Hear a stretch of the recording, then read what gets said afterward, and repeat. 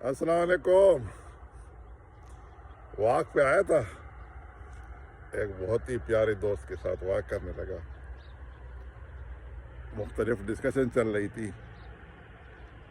Past کی کہانیاں چلی.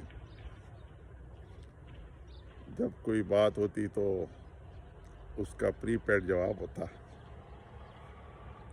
مجھے فیل ہوا کہ آپ سے بات کی جائے کہ یہ لوگ ریٹائر کیوں ہوتے ہیں, جبکہ یہ خزینہ بن جاتے ہیں تجربات کے. ان کو ایکسپیرینس بہت بڑھ ہوتا ہے اور they can be more productive than a young person as far as the expertise is concern. پھر انہیں کیوں ریٹائر کیا جاتا ہے؟ میری نظر میں اس کے 2-3 وجوہات ہیں.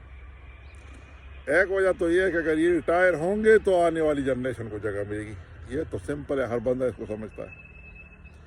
دوسری بات یہ کہ یہ فزیکلی ویک ہو جاتے ہیں. ان کو یہ ماننا چاہیے کہ فزیکلی کمزور ہوتے ہیں.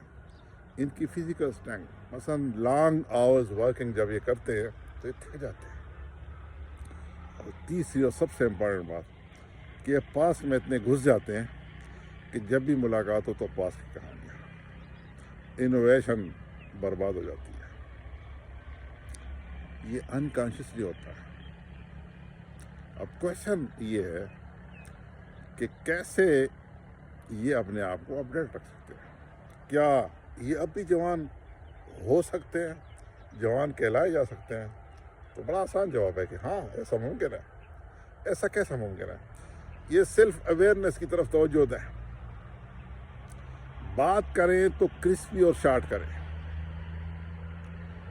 اگلے کے سننے کی حص کو جانچے, اپنے ایموشنل انٹیلیجنس کو ایکٹیویٹ رکھیں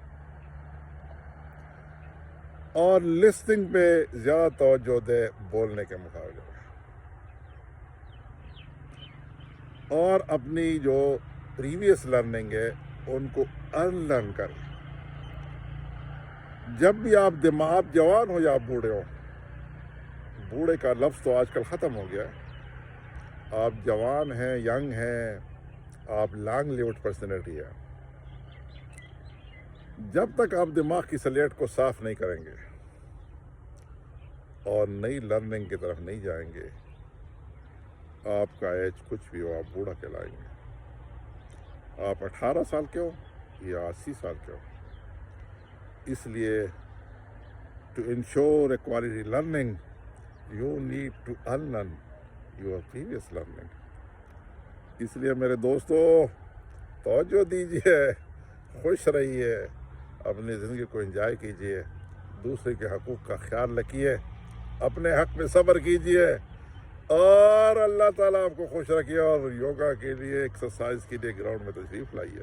السلام علیکم ورحمۃ اللہ وبرکاتہ.